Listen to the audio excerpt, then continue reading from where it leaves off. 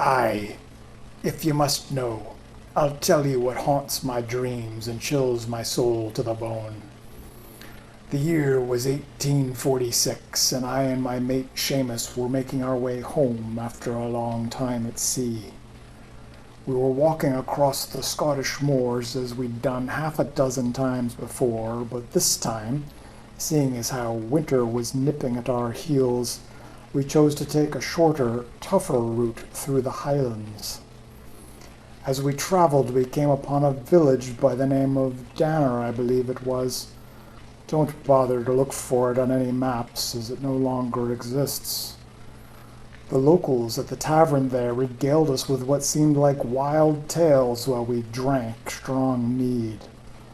They spoke of a feud they had been having with a local they accused of witchcraft. They say she cast a hex, causing several to fall ill, and some to die, and they blamed her for the well-running sour which had killed many sheep and caused several miscarriages amongst their womenfolk. 2 nights before, overcome by rage and mead, they'd chased her through the wood and set her home alight, with her inside. In their drunkenness they roared in triumph, but later one man quietly told me that the witch's screams and wails had terrified them and quickly sent them scurrying back to their homes. We thought little of it, as hill folk are known to tell tall tales, but it did make us a bit uneasy, both the tale and the villagers, so when the tavern keeper closed, we chose to bed down for the night a good ways up the rocky slope of a nearby mountain. We slept like drunken logs until a loud clap of thunder awoke us around 2 in the morning.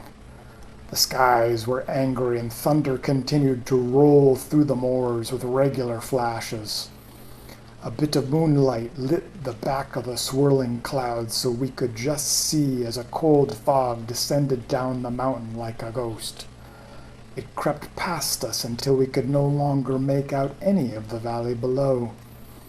In the lightning flashes it looked as if it had a reddish hue, much like a mixture of water and blood. While the combination of flashes, thunder, and bloody fog had set us on edge, we had no hint nor way of preparing for what came next. Right around 3 we began to hear crows calling one another up on the ridge of the mountain top behind us. Their numbers and sounds seemed to grow and grow until we were sore afraid. After a final loud thunderclap, we heard an unearthly sound come from the other side of the valley. It began as a faint cry, but grew quickly to a wail, and then an unholy howl. At that, the crows began to descend from the mountaintop ridges all around. They cawed in unison. It sounded like some mad roar. They passed quickly overhead and disappeared into the blood fog below. There were so many there was no way to count them, but they easily numbered 1,000. Within a moment or two we heard a cacophony rise from below. The smashing of glass, groaning of wood, cries of confusion, the roar of the crows, and that unholy howl, followed by many different voices, and then screams of horror and pain. Being the middle of the night, after what we'd seen and heard, we were too petrified to move. We sat in stoned terror, unable to block the macabre sounds below from our shattered minds and spirits. There was a shot or two, but after a few moments the valley fell quiet again. After a short while the crows slowly emerged from the fog and silently flew past us. Round about 4 the reddish fog lifted, but we could only see vague shadows. Our minds could not accept what we had heard, so we tried to explain it away. A bird flew into a window in the dark is all, causing some to cry out as they awoke in confusion. Sadly, that was not to be the case. As the sun finally began to lighten the sky, we could begin to see what remained of the village below. When the warmth of the sun thawed my blood and bones, curiosity got the best of me and I made my way down the mountainside.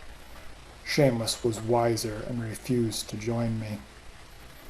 In the homes I passed, I found only wreck and ruin and bodies. Bodies everywhere.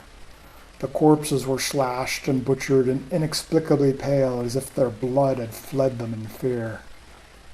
As my groggy mind began to grasp the enormity of what had happened there, I damned my eyes and gripped with a holy terror, tore back up the mountainside and out of that valley, never to return.